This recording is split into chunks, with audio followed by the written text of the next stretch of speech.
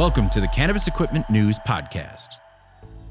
Hi, I'm David Manti, and welcome to a new episode of the Cannabis Equipment News Podcast. With me this week is Luna Stower, Head of Impact for iSpire Vape. Thank you very much for joining me today, Luna. Thanks for having me. Great to be here.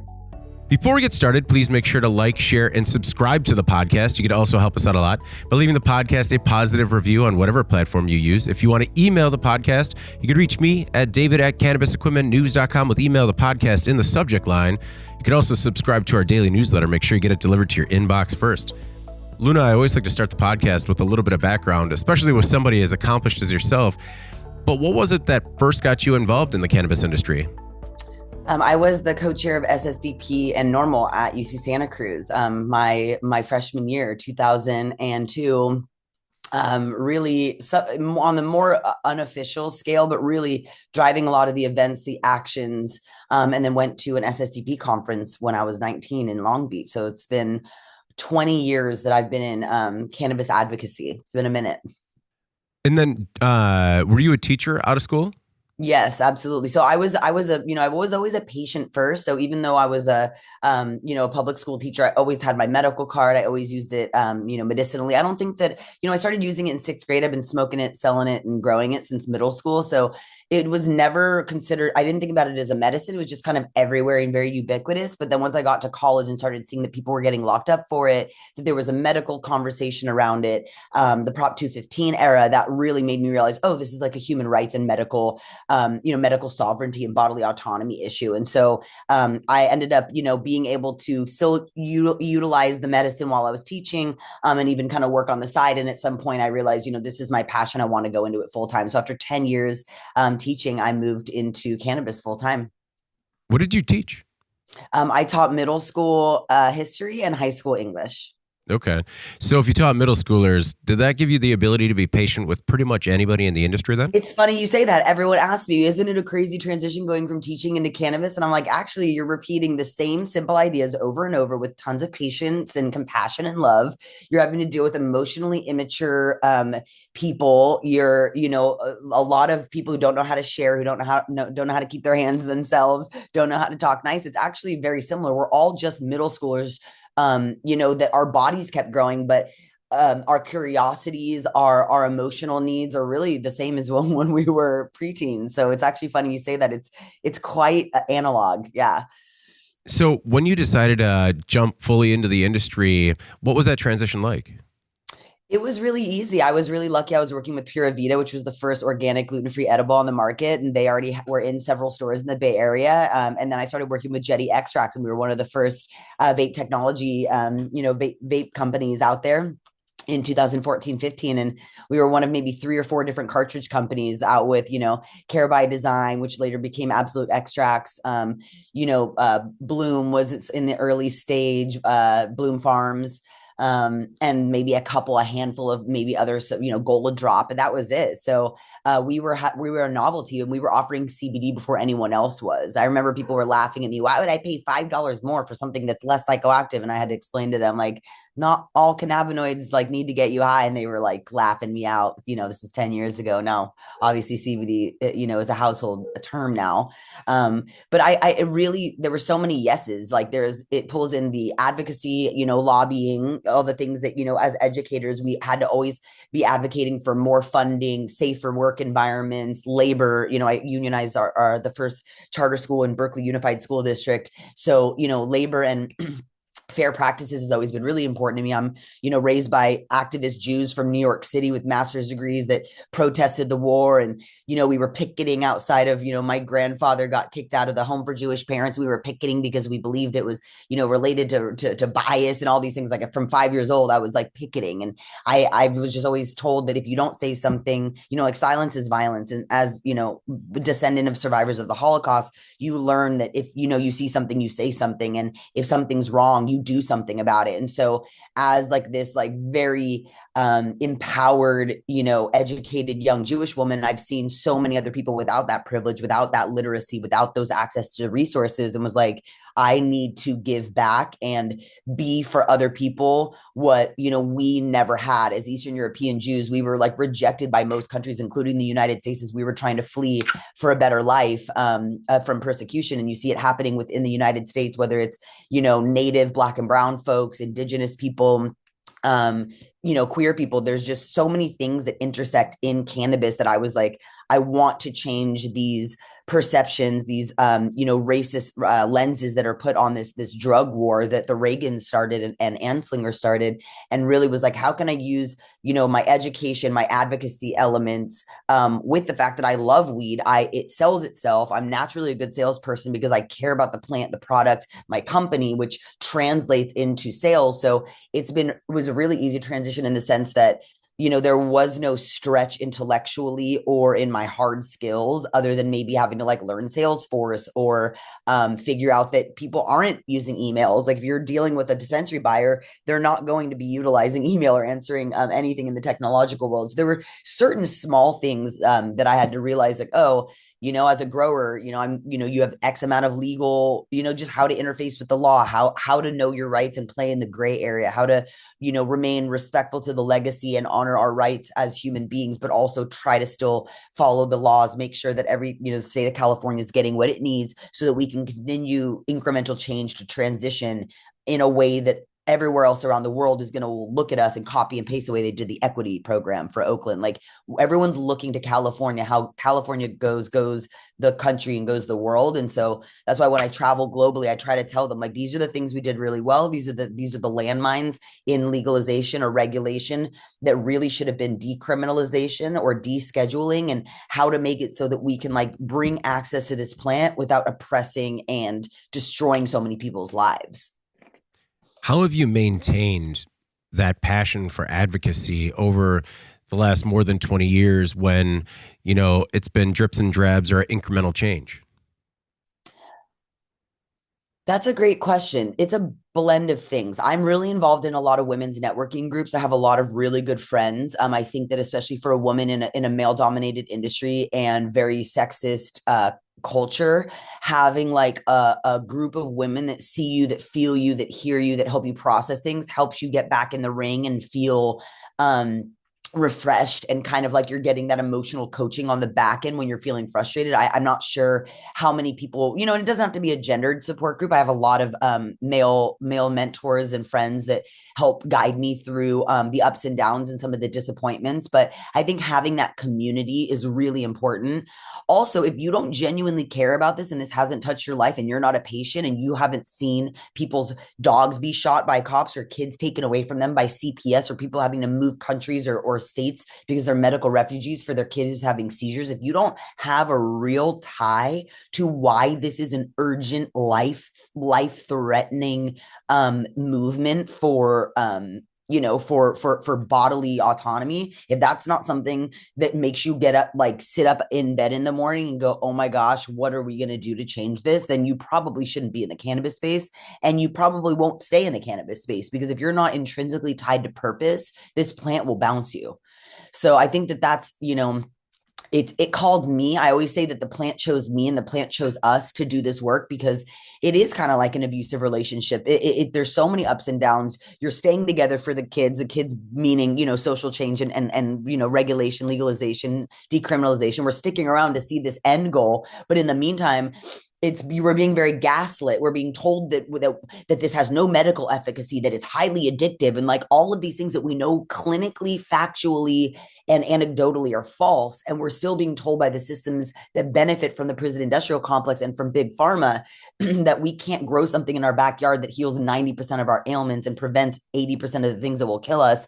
That is a conspiracy. It's a definition of a conspiracy. So there's some degree of injustice that, like, there's something that needs to be changed that is actively harming society. That's a pretty easy lever to move, considering the impact. For example, Leonard Peltier, Bless Leonard Peltier. He's 80 years old, almost dead, spent most of his life in prison for a crime he did not do. And he just got pardoned by Biden.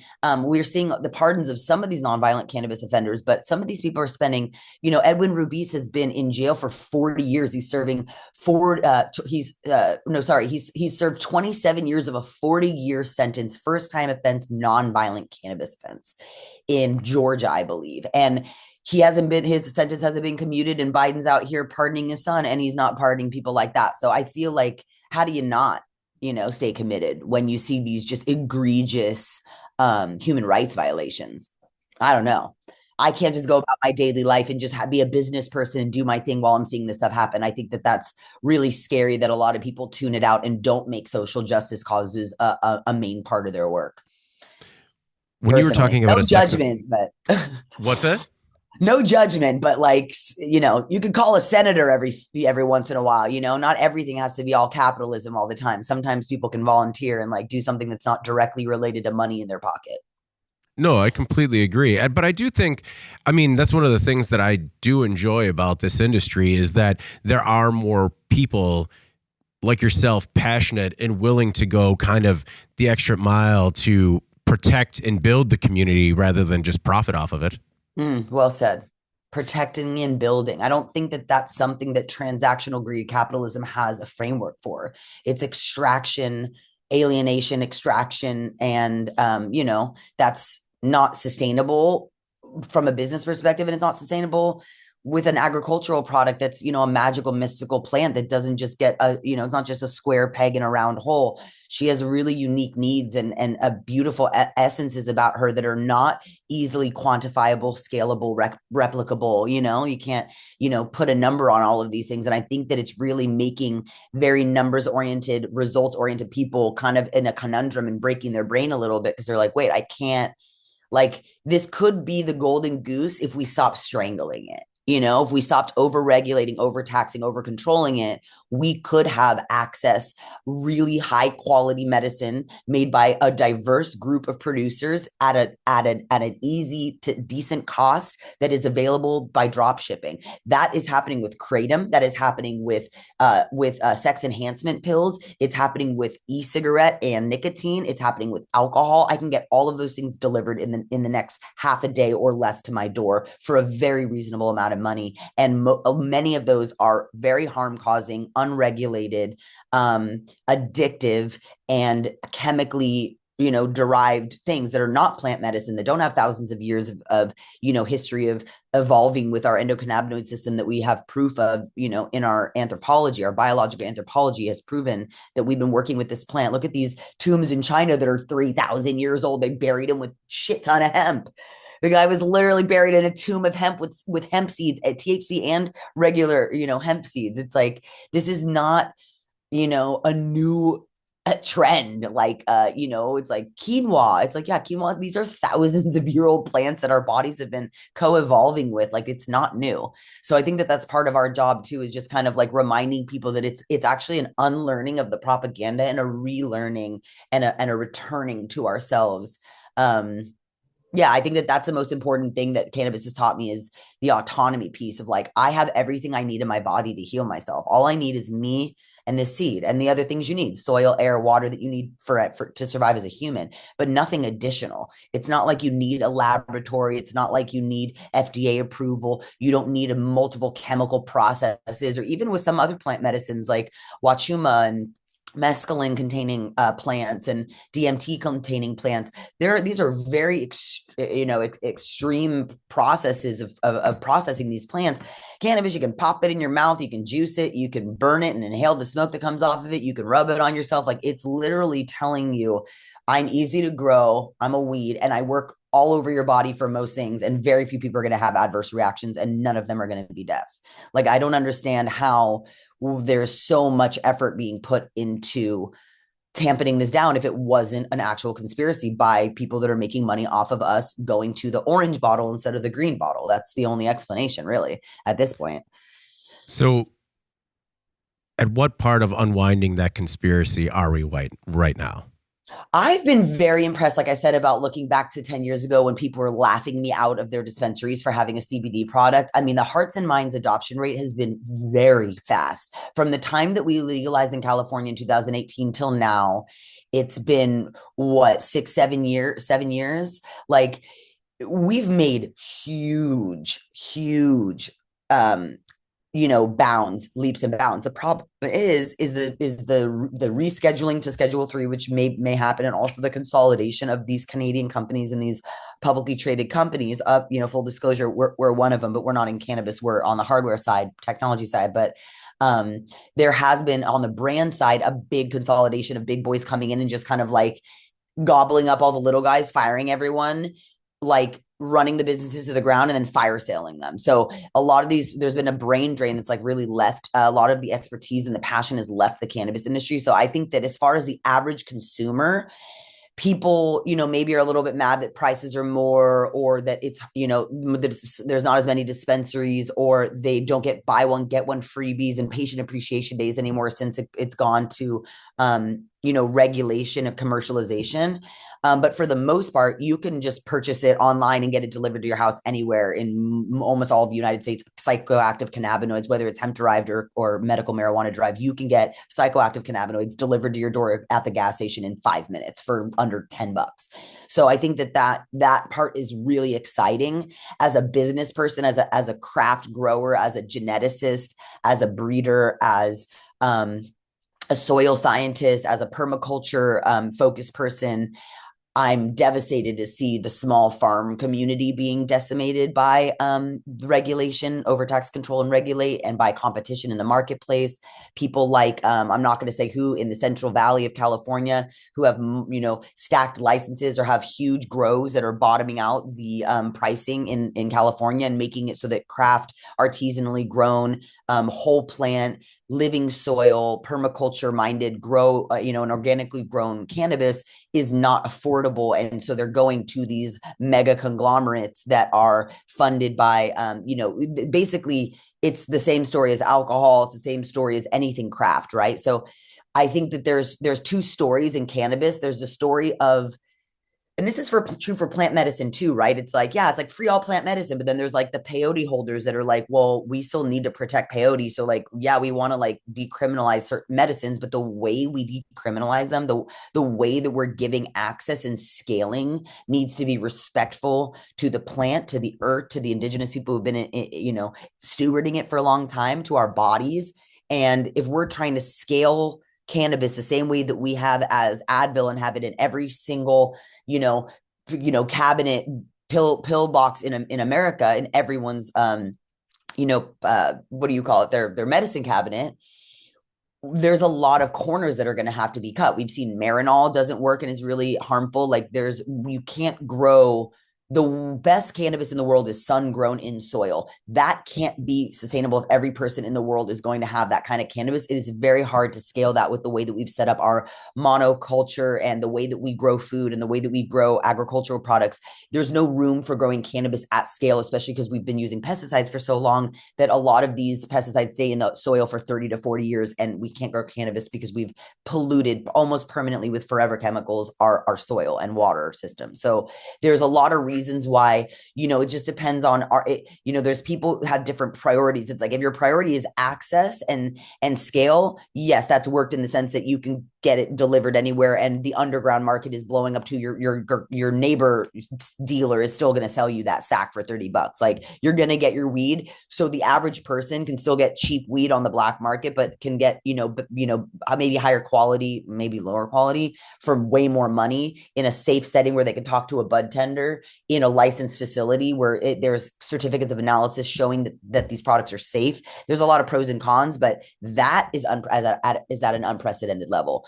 Being able to, bring a vape pen to a Thanksgiving dinner now versus even 5, 6, 7 years ago, and having my uncles not only, not get angry about it or make me go outside, but are curious about it and maybe even want one. That kind of thing that I've been seeing, and not, this is the proverbial Thanksgiving table, right? It's like, I'm seeing a lot of baby boomers come to me on Facebook, my former colleagues when I taught in high school, who were always looking at me like the young hippie teacher who hated me. They were like the old, like English, like conservative English teacher, or like the jock, soccer teacher or whatever. They're like, my wife has cancer. I've been seeing you post for the last 15 years about weed. I might have some questions.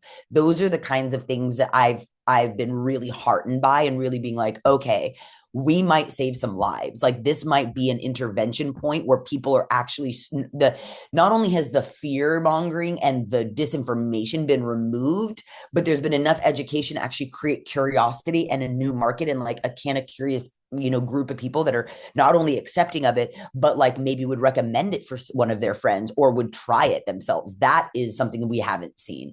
So, that is really exciting. On the other hand, as far as just like being from Northern California, it's been devastating. It's been multiple extinction events. Most of my favorite companies have gone out of business in absolute flames. Hundreds of thousands, if not millions of dollars lost or in debt to their friends and family. These were not traditional institutional loans. These were $50,000 from 15 of your closest friends. Devastating for the economy. A lot of people in Northern California have lost their lives to drug addiction and suicide due to the lack of economic stimulus from the trimmers not being there, the farms getting closed down, the way that that the regulations kind of cordoned off what was commercial, ag, residential, really destroyed, multi-generational farms. So it's been very sad, very heartbreaking. We've lost people like Frenchie Cannoli, folks like Swami, all of our elders. They can't afford to really do this work anymore. A lot of these legacy dispensaries that have been open since the Prop 215 era in San Francisco, they're closing down every day. They're hundreds of thousands of dollars in debt. People can't even sell their licenses. The equity programs were a total bust. They basically made it so that if you wanted a license, you had to partner with someone who had been hit by the war on drugs. But then once you got their license, you could get a general license, but then they can't transfer their license. They can't sell it. They basically all went out of business. So all these, well-funded, decently funded, or not folks of color run businesses were able to use people's identities and harm that was done to them, whether they were incarcerated for drugs or they came from a community that was highly policed, whatever the criteria was. They were using them as a stepping stone and ended up consolidating their assets and their access to that license, and left 90% of them have horror stories. So we have a lot of work to do. We've made a lot of mistakes. We, didn't organize well. NCIA and NORML are begging for money for lobbying. No one wants to give money to help lobby. So we're stuck on the state and the federal level. People don't show up to city council meetings. They don't write to their lawmakers. There's a lot of apathy in the business community, and ever since, we legalized, all the patients sit back. No one advocates or is an activist anymore. Everyone got kind of lazy. So I'm pretty disappointed to see how complacent and entitled the California market got with what little we had to fight for SB 34 to bring compassion back into cannabis, because we were able to give away free weed before 64 passed. And then all of a sudden you had to pay taxes on the retail value of whatever you were donating. So if I'm donating $1,000 worth of product, I'm having to pay, 25-30%, several $100s on. I'm already losing the money on donating it.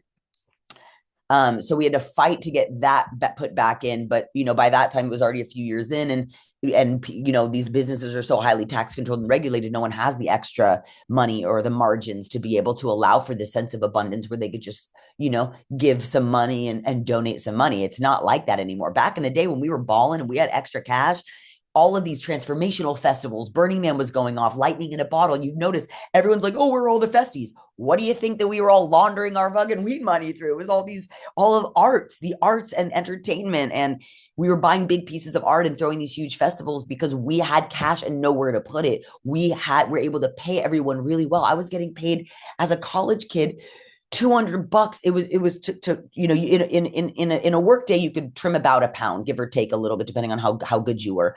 You would either get $200 or in cash, or you would get an ounce, which back then you could drive back down and sell for $300-400 in the Bay Area. That's when pounds here were going for $2,000-3,000, and we were sending them to the East Coast for $5-6 grand. As a 20-year-old, I bought my house off of that. in the Bay Area, $1 million house that's now worth $1 million. I bought 400,000 15 years ago off of that. I mean, hopefully this is not incriminating, but so allegedly, but that's unbelievable. That doesn't exist for the middle class. That we and everyone we were buying organic soil. All the trimmers were getting paid. We were eating organic food and feeding everyone. We were staying in really nice accommodations. We were covering people's gas. We were making sure everyone was safe, picking people up from the airport. Like we were a really sophisticated, high quality. Everyone won. The local soil, businesses, the CVS with the turkey bags and the Fisker scissors, everyone was getting a trickle down effect in the economy from us doing this work. Once that got removed, the entire, the Emerald Triangle, Trinity County, Mendocino County, and Humboldt County have become economically and energetically very depressed. And if people haven't left, they've stayed. And if you talk to anyone from there, they will just shake their head or roll their eyes and are just heartbroken. It has been when they call it an economic extinction event, it sounds dramatic. It's actually pretty literal. It's not an exaggeration. Are you encouraged by efforts to reschedule? I mean, I'm an anarchist. I'm not encouraged by anything that the government touches. I think that they are incompetent and indirect. The oligarchs have the opposite best interests in mind from the average person. So I've never met a politician, even at my local level, maybe my like city level, a couple people, but for the most part, I find that the people that are in the positions to make these decisions are skew very, very sociopathic, narcissistic, and pathological. And so I don't trust anything. That said, I believe that the benefit of rescheduling means that we get more people out of jail and that we can have clinical testing on something that we've been told, this catch-22 where it's schedule 1 because there's no medical efficacy, but there's no medical efficacy because it hasn't been proven, but you can't test on things that are schedule 1. So we've been in this cycle of hell. So I think that breaking the cycle of hell will be nice, but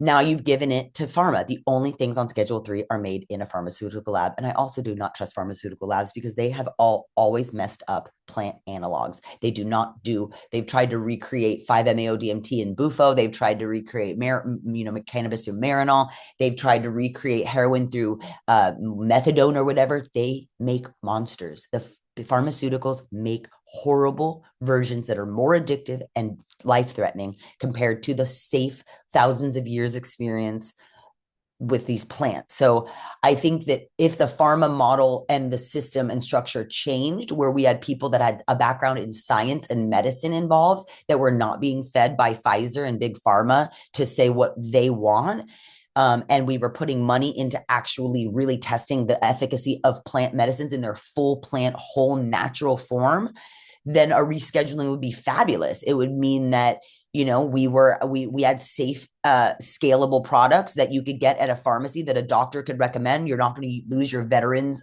associate your VA benefits. You're not going to lose your Section 8 housing benefits. You're not going to lose your SNAP benefits. You're not going to lose your FAFSA benefits to get school loans to get an education. You're not going to get, lose your children from CPS or lose your ability to be a foster parent or to adopt. These are major, major, major barriers that Schedule 1 relegation has put upon people using this plant. So yes, people will get out of prison, less people will go into prison, but it's going to do nothing for the sanctity of the plant medicine, as I was stating before, about how it should be grown like in the soil and with consciousness and like by people, like by women and people of color and indigenous folks and people who've been working with this plant traditionally for thousands of years, who know what it needs. It's just like these wildfires in California right now.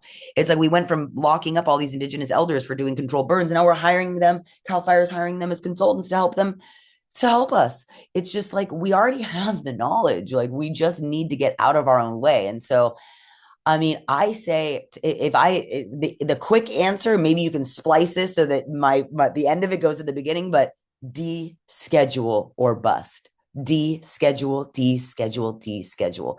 You cannot half bake saying that something is safe and efficacious. You cannot half bake it. It's either safe and efficacious or it's not. And if it's safe and efficacious, we do not need big pharma controlling it. It has shown that, and here's a fun fact for your listeners and for you. Do you know why cannabis is not life-threatening on a molecular level, why you can't die from cannabis unless there's a very, very extreme, weird situation.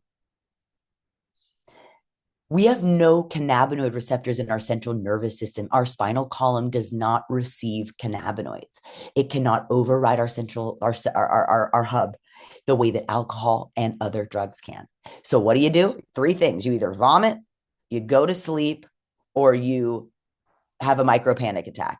But very rarely, other than maybe having some lasting psychological impact, if you already had pre-existing psychosis or schizophrenia, nothing happens to you other than you get really annoyed, you scare your friends, maybe you call 911, but all you do is you sleep it off or you throw up or both. That's all that happens. So, go ahead. Yeah, go ahead. I was going to say, or ask, were you expecting more when it came to commutations and pardons at the end of Biden's administration? Yes. Pardoning his son and not Edwin Rubies, like I was saying. Shame. And Leonard Peltier was easy. He's 80 years old and he's been already proven innocent. And they were going to do it for medical reasons anyway. He was so sick that they do it anyway. So he gets to play like this superhero. He is a shameful president.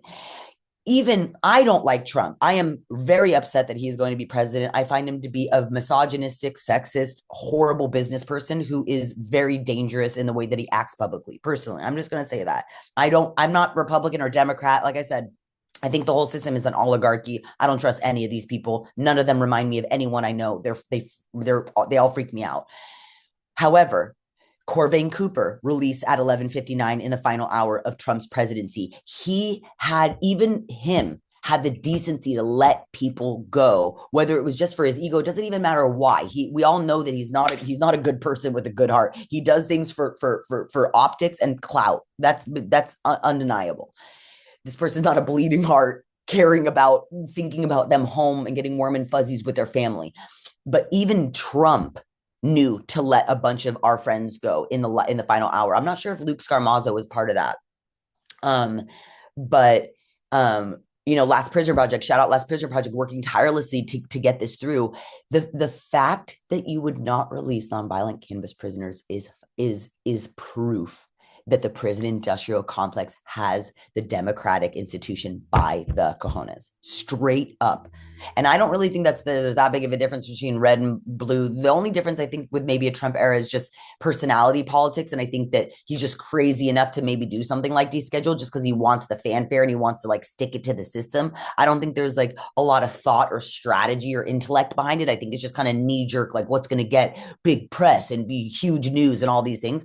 That's the only reason I do think maybe a Republican led, cannabis movement might be more dramatic for cannabis than the Democrats, because they're so tied into pharma and the prison industrial complex. Like, until we stop making money from people being in prison, we're gonna keep seeing this. Like, that's the thing, is we have to stop making money off of Black and brown bodies. Like, it's crazy that they're 20% of the country's population, but 70 to 80% of our prison population.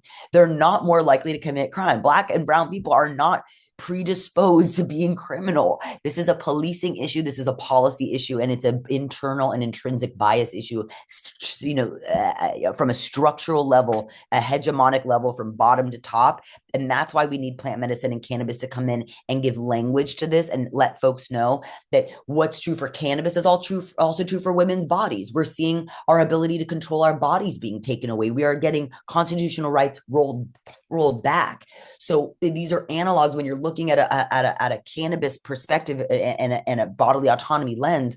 Many other things fall under that. Seatbelt laws, organics, honesty and labeling in our food. This is not just cannabis. Building literacy around these rights and these responsibilities actually has helped build a whole kind of generation of people that are involved in civics now, because as cannabis activists, we didn't know how to get petitions signed and go to city council and learn about public comment. You have 2 minutes. You have to you're not trained in high school how to be a civic advocate and how to engage with.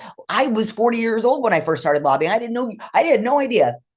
At 39, actually, when I walked in to Sacramento and DC that you can literally, as long as you don't have a gun or arms on you, if you can walk in Monday through Friday, 9 to 5 office hours, walk into the halls of City Hall, whatever city or state you're in, and you can walk in and walk to their office and sit with a staffer and either get an appointment to see them right there or get an appointment in the future and walk in and talk to someone and be like, I'm upset about this. And they take a note and they write it down. Like, it was so cathartic and so direct action. I was like, wait a second.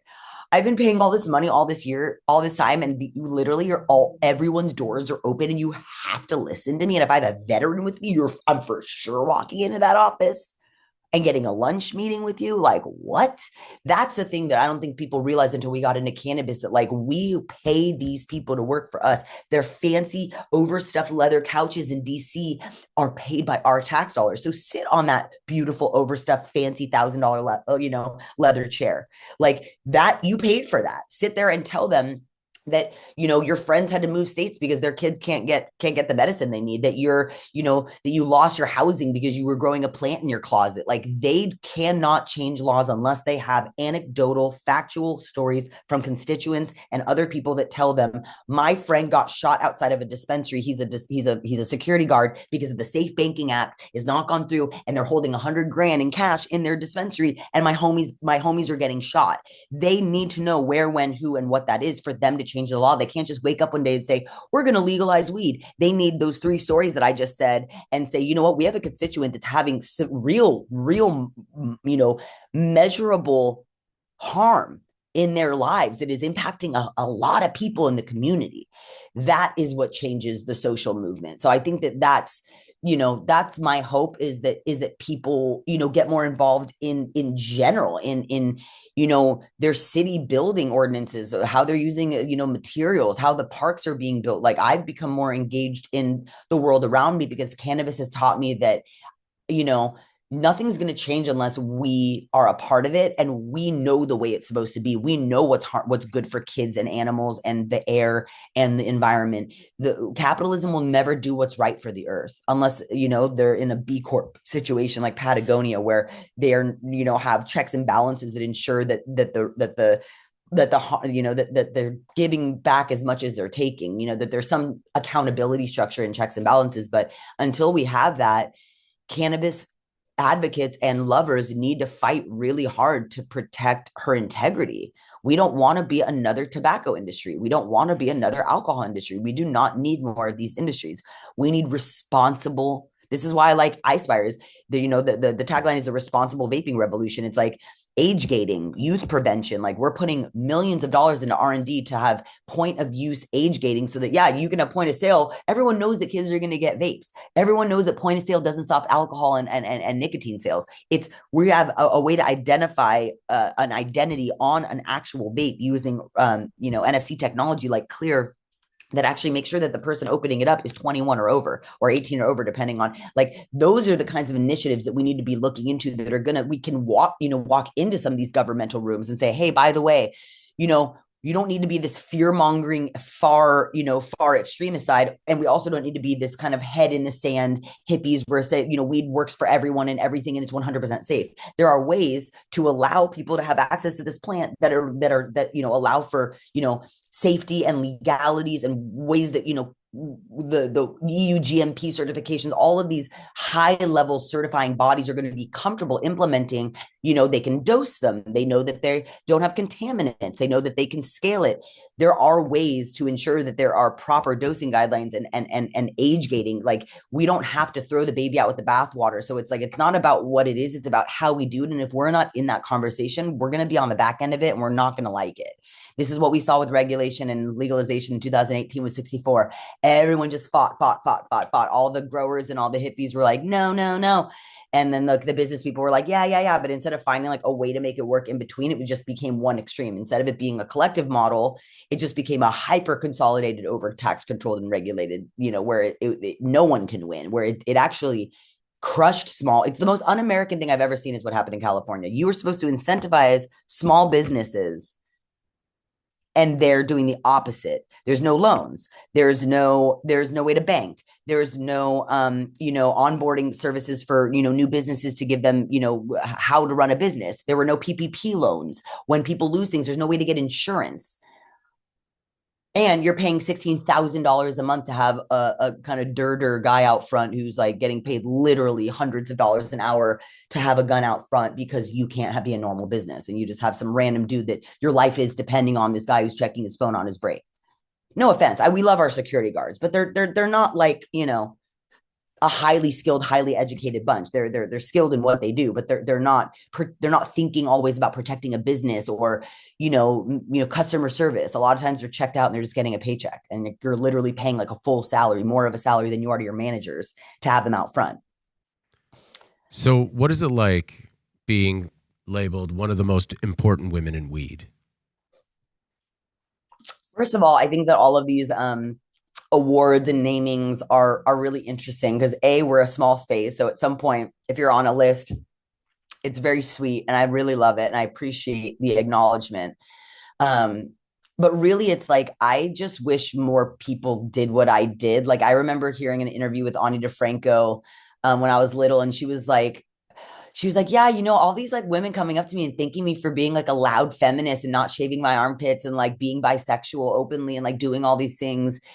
Like they thank me because they can't. And she's like, it actually angers me. She actually is like, don't thank me, like do it yourself. Like I'm doing extra work because you're not. Like I don't need to be an inspiration for you so that you can feel some cathartic release that someone's doing it. So if it's putting people on a pedestal because then you feel like, oh, someone's being an activist for the plant, I can continue squirreling my nets over here. If it's something that inspires you to do the same, if it's something that's like, oh, she's only, in her late 30s, early 40s, like she has a master's degree and is like has like an executive job in cannabis, I could do it. If it's inspiring for people, then that makes me feel really good. But I get a little weary and wary of these awards ceremonies and I'm a judge for a lot of them. I'm a presenter at a lot of them. I respect and love all these organizations, and I really love the celebrations. It's so fun that we acknowledge each other because it is very stressful and very hard work. But there's definitely this self-aggrandizing, self-congratulatory kind of circle of mutual admiration that feels good because I'm in it.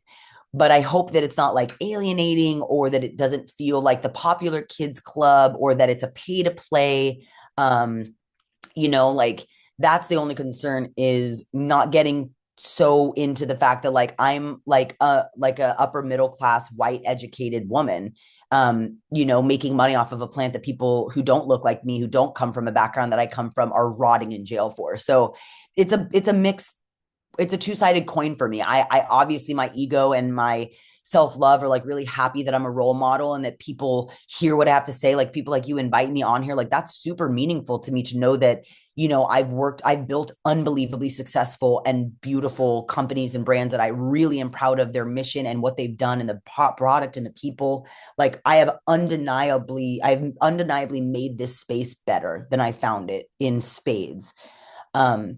So that I do really feel appreciated for having the spotlight, but I'm just a humble educator. At the end of the day, I didn't get into this to be a cannabis celebrity or be famous or have people kissing my butt or like acknowledging me left and right. Like, obviously I love it. I'll post about it on LinkedIn. I, print it out, put it on my fridge, so to speak, send it to my mom, my mom reposted on Facebook. Like these are beautiful accomplishments that I would do even if I had stayed in teaching. I was getting awards in teaching. I won a bunch of Teacher for Social Justice awards. And like I said, I was responsible for unionizing the first charter school in Berkeley Unified, which is a famous, school district in the United States. So, there's always an element where you want to be seen and, kind of elevated for the work you're doing, but you want to separate like the person from the work. Like I appreciated Canna Portugal for giving me the global legalization like awareness award or something. There was like, global normalization. There was something about like going around the world and helping other people come online. Like I liked that it wasn't about me. It was about the work I was doing, or like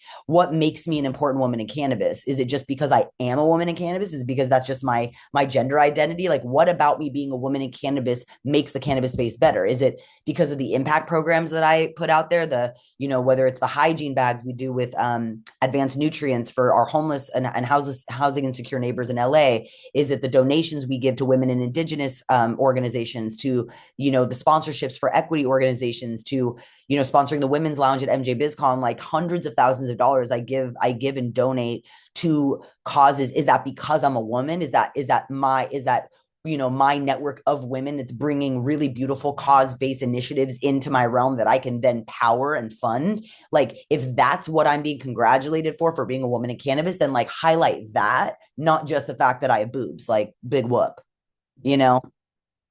You don't want to gender essentialize too much, but until women are not a minority in this space, we kind of have to. But in general, I'm really looking forward to a time when the whole women branded and women groups and all that stuff goes away. It's not ideal. It feels very much reactive and in response to isms, instead of it being from a place of power. It feels like it's like a girls' club because we're, the world's mean, and it's like we got to get to an abundant place where we don't need to like separate on gender.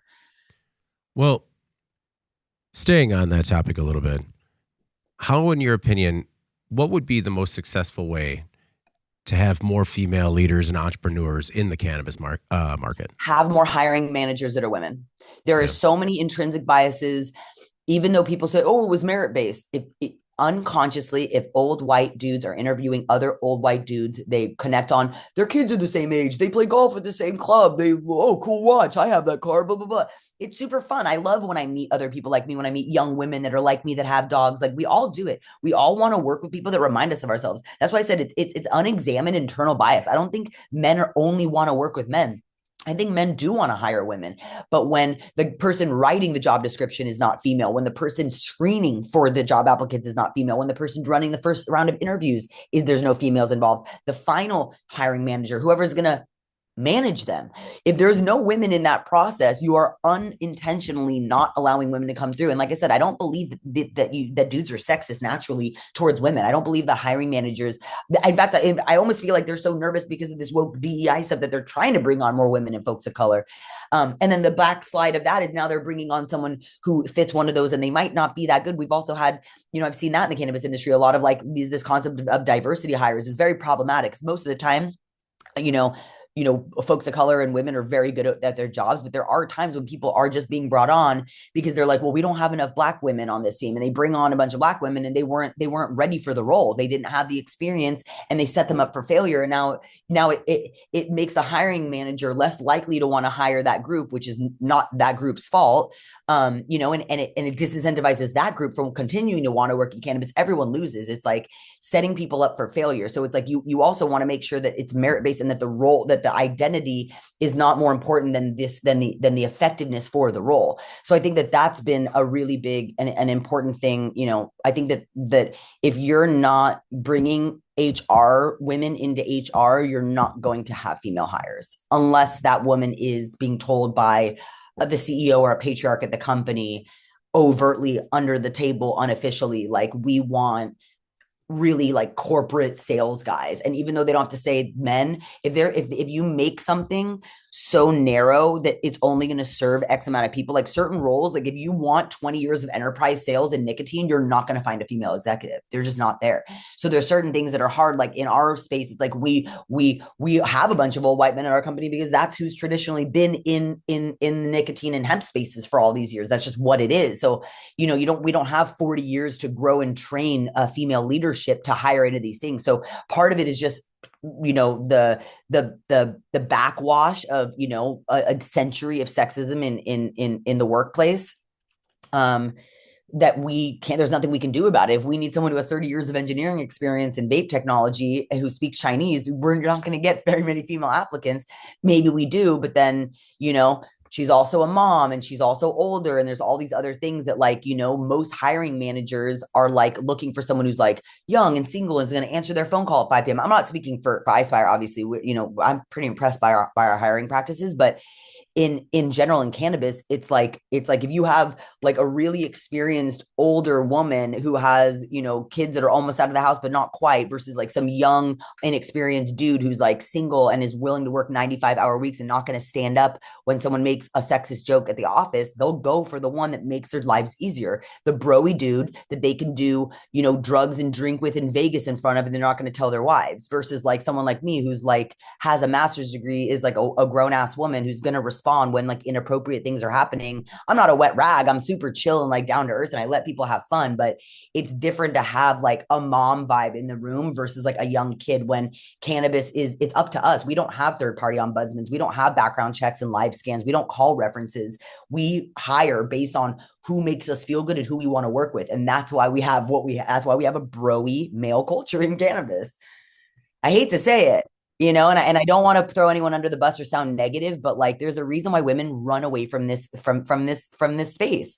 It's super sexual harassy. Like some of these trade shows, it's unbelievable. I'm at the lobby bar and people are hitting on me like it's 1990 and we're not at a professional event. I'm like, it is literally 2025. I'm probably 10 years older than you think I am. I'm in the industry. You might just think I'm just at the lobby bar, and it's like I'm literally on a panel with you tomorrow and you don't even realize, like, you're so drunk and grabbing at me. And it's just like, wow, it's like you put on the suit and you have a great bio and a great resume and you're on LinkedIn, you have 20,000 followers, and you're an absolute slime ball in reality. And luckily, I will say, less than 5% of my interactions in the cannabis space are like that. I can count on two hands the dudes that have made me uncomfortable in cannabis. And I go to thousands of events. I'm around hundreds of thousands of people a year.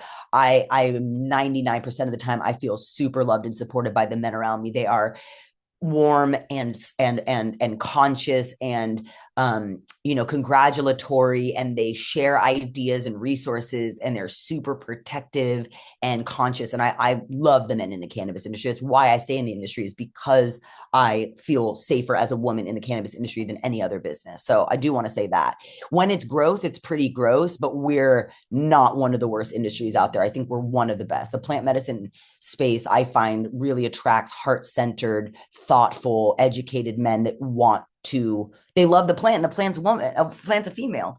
So it's like you get female loving men like that really get it and really want to be part of the change and not stop the flow of the magic. You included. Really appreciate you, Patrick, at KCSA, my founder, Michael Wong, my CLO, Stephen Persbala, like the men that I work with, the guys at Jetty that I've worked with, like some of these men have been like my greatest teachers and have allowed me to feel safe enough to do the things that I've done, to be a woman. That's another thing I want to add too, is like being a woman in cannabis, you have to have male allies. You have to have men that are backing you up and not just recycling your ideas and regurgitating them as their own, that are seeing that you maybe are getting underpaid or underappreciated and give you a new role or give you a promotion or change your title. Like the men that have given me a chance in this industry, I owe more to, Guy Rocourt from Papa and Barkley, and now Cleo Wellness, Papa Select, taught me almost everything I know about cannabis.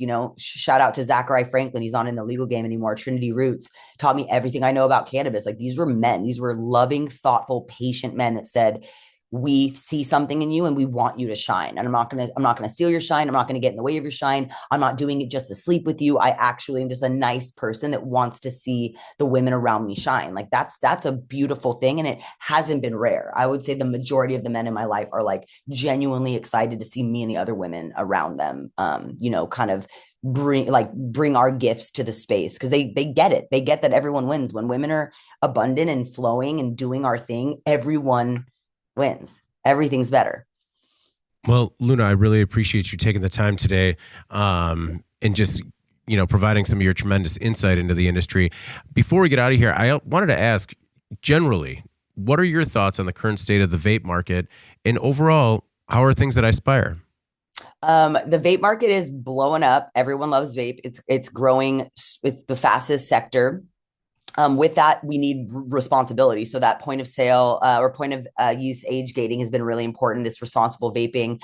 We're seeing a lot of bans in certain places, but that's because people aren't, realizing that there is a safe way. They're just kind of doing the like zero sum game where they're just like, it's either all or nothing. And I think that we're coming in and we're talking to folks that in like the UK government and different governments to educate them about it's not about whether or not to do it, it's how you do it. So the rollout, are these things, GMP certified, EU GMP certified? Are they safe? Are they, is there a chain of custody that's traceable? Are they dosed properly?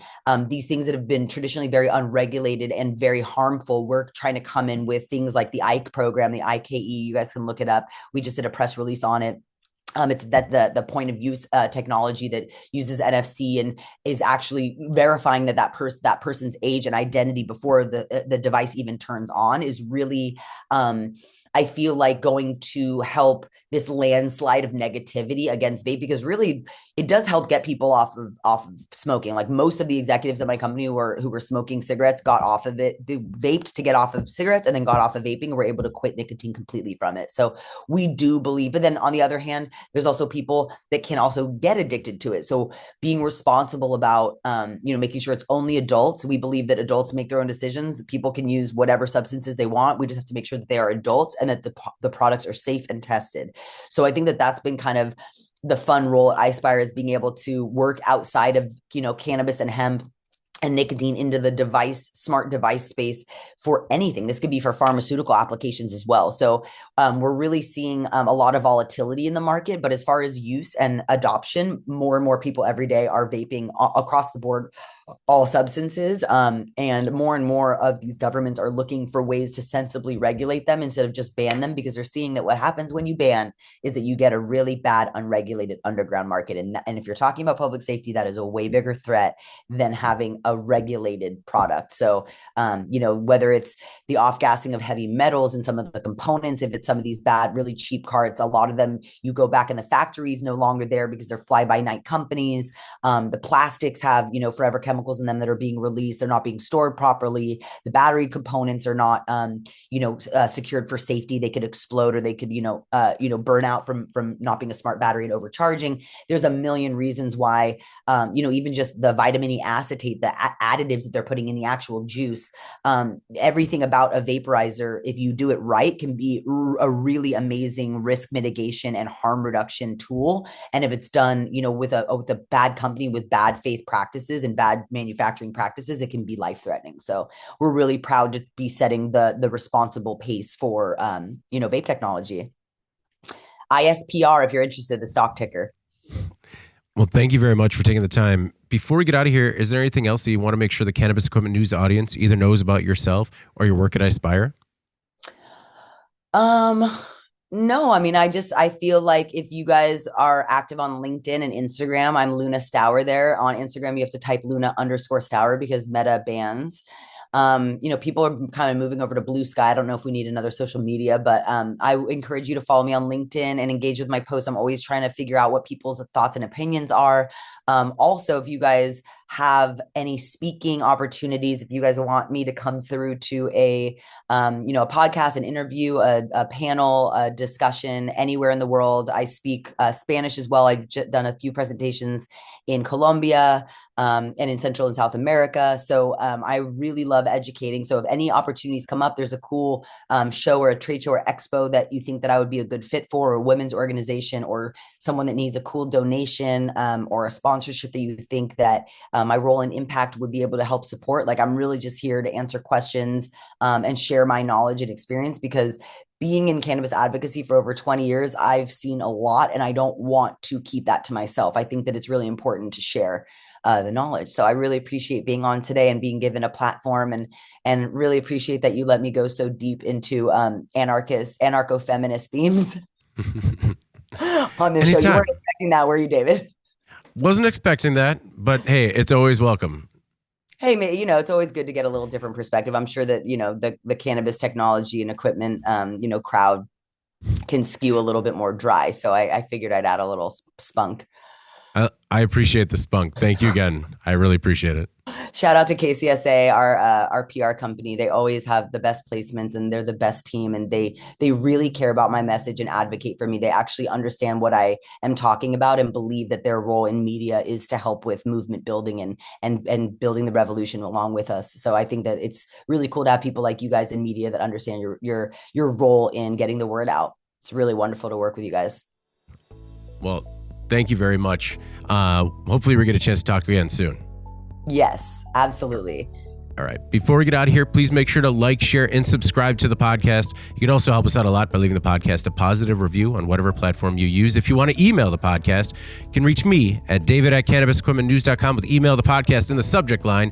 You can also subscribe to our daily newsletter. Make sure you get it delivered to your inbox first. For Luna Stower, head of impact with iSpire Technology, I'm David Manti. This is the Cannabis Equipment News Podcast, and we will see you next week.